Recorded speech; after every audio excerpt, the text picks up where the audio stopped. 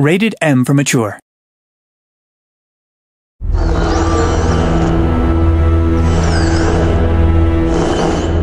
I'm AJ Locascio, and welcome to the last episode before the season finale of Walking Dead, No Time Left. Today we'll be talking to Nick Herman and Gary Whitta about episode 4, as well as a sneak preview of episode 5, right here on Playing Dead.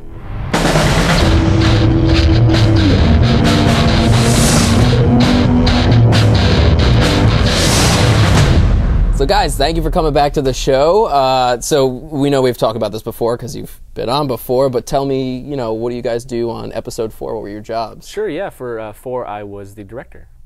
And I was the writer of episode 4, and I'm also the story consultant across the whole series. I need to start with this. I know it's kind of at the end, but Lee getting bit, which is your fault, I'm assuming. Is it? What? Can I blame you? Lee gets bit? Have you been planning this from the beginning? Yeah, I mean, at the beginning, it was very it was just a beat, and that was all we knew about it. It's like, Lee gets bit, Clem is missing. That's all we know about episode 4, so we'll figure it out when we get there, you know what I mean?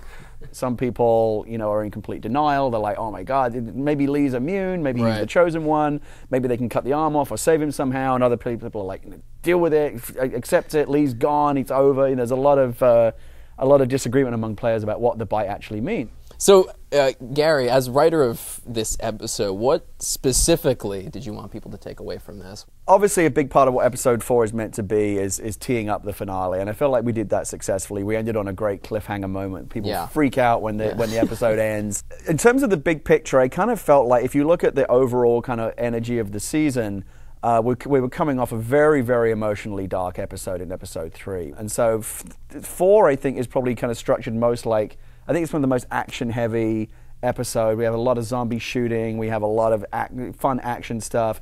We have characters like Molly who are intended to kind of lighten the tone and let players kind of just enjoy themselves a little bit more before we, of course, pulled the rug from them.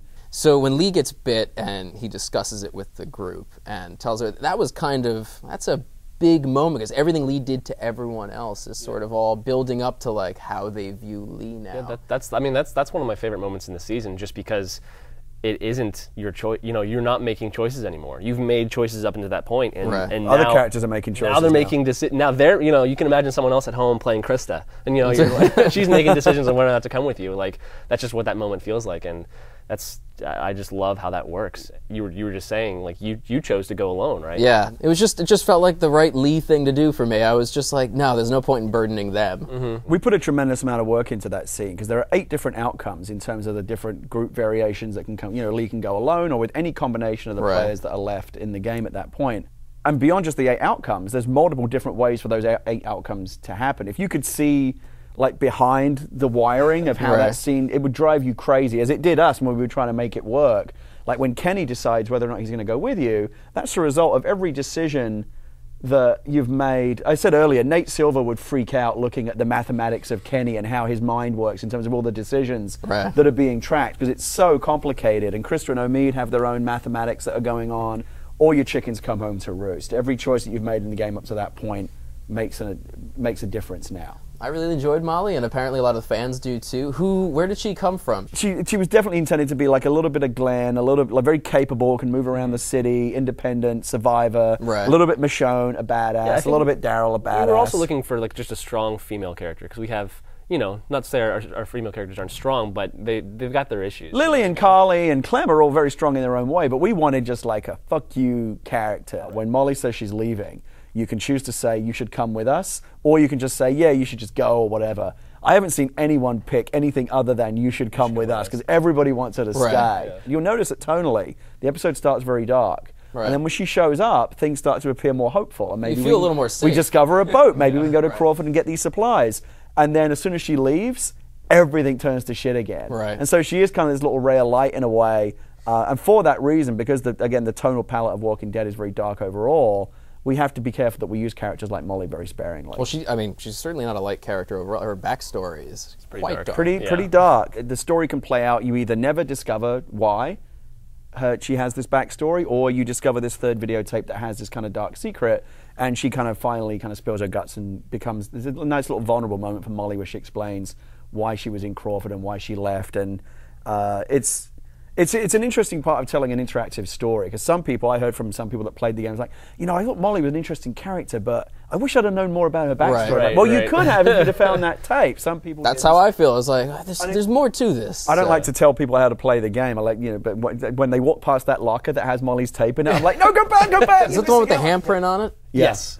The only other choice in the game where I'll nudge people one way or the other is bringing Clem to Crawford or leaving her back, because if you take her, that to me gives you the most satisfying moment in the game. People cheer when they realize Clem just saved Molly and shot a walker. They're like, yay! That was a crazy decision for me. I got to keep Clementine with me. She's my responsibility. She's the sole purpose I'm doing everything I'm doing. The numbers don't always tell you the whole story. People really agonize over that decision. Well, there is that moment where you think, like, well, maybe, I don't know this town. She might get killed as soon as I walk in. Like, you don't know anything about this Even place. though we give you a really long fuse to make the decision, people still pause the game because they want more time. Most people came down on the side of both things are dangerous. Maybe taking it to Crawford is more dangerous, but at the end of the day, she's always safer by my side. Right. I'm always more comfortable knowing she's in my sight. Crawford is this really ominous place that they keep referring to and that they go to. Where did that come from? What was Crawford about? Like, that was such a crazy, awesome place with the zombie barrier and the big pile. Yeah, of the zombie pikes. barricade was one of my suggestions. It's amazing. You always want to do some things that are just horrible, and the idea of like living or undead kind of zombie scarecrows kind of writhing around just felt like it was a good gross out thing. Yeah, I think it's a good introduction to Crawford. The theme of The Walking Dead is that what happens to humanity when civilization falls. I think people either come together and the best version of humanity emerges, or the worst version. Right. And you see examples of both, and Crawford obviously is an example of the worst. Yeah. They've survived, but the cost at which they had survived up until that point was they had basically given up all their humanity. Right. Some people picked up on this, that when you're faced with that choice of whether or not to save Ben or leave him behind because he's a drag on the group, is Crawford in a nutshell. Right. As you're leaving Crawford, you have the choice to either become like them or reject their philosophy of your survival of the fittest. So let's talk about one of my favorite things is player choices. First one is Kenny in the attic with the little boy. So 75% of people chose to help Kenny out and kill the kid. Mm-hmm. It's not necessarily about the moral ambiguity of whether one thing's right or wrong. It's how people view that choice. I think most people chose to kill the boy because they felt like after everything that Kenny went through with Duck, that they weren't going to put him through that again of having to like put a bullet in a kid's head or whatever. Right. Some people, however, 25% of people saw that choice a different way and felt that after everything he went through, and given that he was so emotionally broken, that this could actually be cathartic for him. So when Lee goes down into the sewer, we go to the shelter, and we meet Vernon for the first time, and he pulls a gun on him. 66% of players chose to reason with him, whereas the flip side was to threaten him. It's interesting. Most players want to play as a good character. They don't want to be the threatening guy or the bad guy. And a part of the reason for that is that they always worry about the impact of Clem. After we killed that St. John brother in episode 2 and Clem saw it, people are terrified now that anything bad they might do, Clem's like, oh my God, what have you done? Why did you have to see that? Constantly. Right. Like Lee goes to like a piss in the woods and Clem's like, what are you doing? Oh my God. Jesus, like, Clem! Are you watching everything? Can I not do anything for myself? That could be a whole meme. You guys could make that into a whole big thing. Yeah. Everything Lee does. We'll do a YouTube compilation. But what's interesting is when he goes in the sewers, it's the very first time since the very beginning of the game in episode 1 that he's totally separated from Clementine and everyone else. He's completely alone. It'd be funny. That's just like, Lee! Really? Again? Oh my God. So you do have some license to be a bit more of a badass character and take a tougher line. And in fact, if you do choose to threaten Vernon, it has one of the most, I think, fun. Like he turns into Sam Jackson in that scene. Totally. He's like a real badass. Yeah. I love when he whips that out. All of a sudden, it's just like, Lee, I didn't know. Yeah. And it's funny because it's you choosing it too, and you're just like, tell him to say fuck you, and you hit that, and he'll say something, you're like, oh, I'm shocked. So the final stat I have here is the big one. When Lee got bit, 80% of people chose to reveal it, which is crazy to me. I mean, that's a huge stat. You said earlier, you hit it, right? Yeah, I hit it. I was like, oh, no, I'll deal with it. This is my own thing. I don't want to, that surprised us, too. I mean, in playtest, that seemed to go around 50-50. In playtesting, it was right down the middle. And I expected, ultimately, again, because of the players wanted to do the virtuous thing, which is, I guess, to be honest and reveal it. Right. I expected most people, not to the degree that they did. Yeah. And again, in talking to players and listening to playthroughs, what most people say is it's going to come out eventually. It's better to be honest about it now. It's the only choice in the game where we give players a second chance to rethink their decision. Yeah. In real life, if you wanted to say, oh, I hid it from you earlier, here it is, I'm sorry, like, that you should be able to do that. And we didn't want to restrict people and have them go, if this was real life, I could just do it. Why isn't the game allowing me to do it? People, one of the reasons to hide the bite might be that you're worried that the group will turn you away. Right. In reality, it's the opposite. And actually, it says something about the good human nature of the players in our group, that if you reveal the bite, it actually locks players into helping you. Yeah, Krista and Omid, or if you show them the bite, they're like, well, you might not make it to save Clem. Like, we're coming with you. You know what I mean? We got to help you.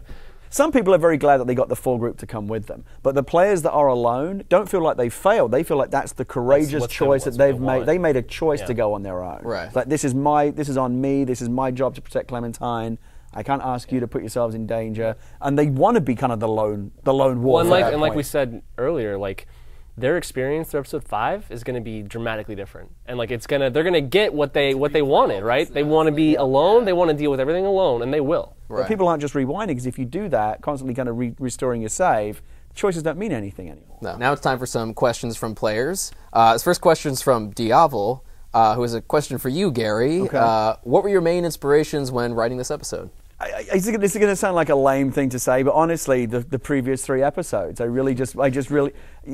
Telltale had set such a great tone with these characters, and I really just wanted. People around here will tell I was terrified about episode 4, because I was the only writer from outside of Telltale to be invited to come in and contribute a piece of this. And episodes 1, 2, and 3 came out, and we're just kicking ass, high reviews, glowing praise. And I didn't want to be the guy that comes in and like suddenly. I wasn't really taking inspiration from anywhere, but other than the Robert's Universe and some of the other great zombie stories that I grew up on. There's a couple of little nods, little Easter eggs to some of the Romero zombie movies are in there that I kind of slipped in. But for the most part, just wanting to stay tonally consistent with what Telltale had established at that point, and on a quality level, just feel like people felt this episode could stand alongside the rest. Jacqueline asks, in all caps, "Why did you kill Chuck? I really liked him. He was one of the only smart people in the group!" Exclamation. But I'm happy you gave us the option to kill Ben.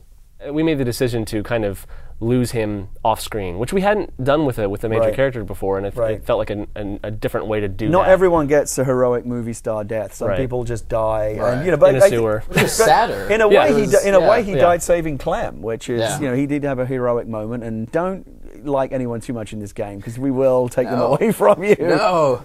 So Trevor Ninja 10's question is: did you ever consider a scene where Clem refers to Lee as Dad, or reject her parents for Lee? That's wow. There's a moment in the morgue when Verna asks Lee, "Is she your daughter?" And you can say no, which you can read that as either an overt lie to try and get Verna's sympathy. Some people say yes because that's honestly how they see the truth of it now. They do think that it might as well be his daughter. The parents aren't coming back in their mind. They're never going to see the parents again. And that's Lee's journey from originally feeling like this girl is someone that he's kind of saddled with, to really, having this emotional bond. Before we wrap up today, we can't leave without discussing episode 5. Can you guys give us any hints or anything without spoiling anything? I saw the final quarter of the episode, and still by the end, I just sat in my office for probably an hour and a half and didn't do any work. Just sat there and went, I don't know if I can do this. But people who know The Walking Dead, I'm sure, are bracing themselves to what might be coming. And I'm not saying it's one thing or the other, but it is by far the most emotionally potent episode. It's not even close. No. God. I mean, there's been quite a few tears, right? Even around the office, people. Oh man. When you block the time out to play it, give yourself time afterwards. I'm not even kidding. I believe you. And that's why I'm fearful. But thank you guys so much for being here today and talking to us. That's it. Thank you so much. All right, thanks for having us. Yeah. Remember to email your questions to playingdead@telltalegames.com or call 707-701-DEAD and leave a message. Be sure to sign up for the official website or follow us on Facebook or Twitter to be the first one to find out when the next episode of Playing Dead goes live.